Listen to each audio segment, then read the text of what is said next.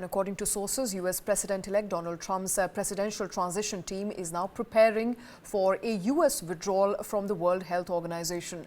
The decision could come as early as January, aligning with Trump's long-standing criticism of the agency. This would mark a major shift in U.S. global health policy, distancing the nation from international pandemic efforts and refocusing on domestic health priorities.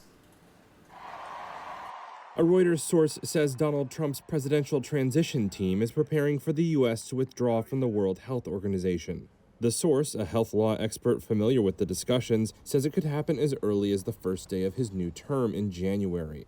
The Financial Times was the first to report the plan. Trump's transition team did not immediately respond to a Reuters request for comment. The move would align with Trump's long-standing criticism of the UN Health Agency. It would also significantly shift U.S. global health policy and isolate Washington from international pandemic efforts. Trump has already signaled a shift towards domestic health priorities. He's nominated WHO skeptics for top public health roles, including vaccine critic Robert F. Kennedy Jr.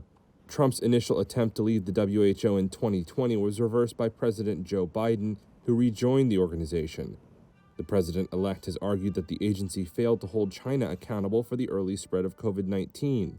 He's also repeatedly called the WHO a puppet of Beijing and vowed to redirect U.S. contributions to domestic health initiatives. They're literally a pipe organ for China. That's the way I view it. So we're seeing and we're looking and we're watching.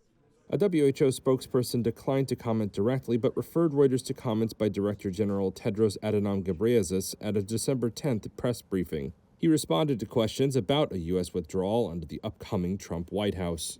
We're ready to work together. And I believe, the U.S. leaders understand that, the U.S. cannot be safe unless the rest of the world is safe.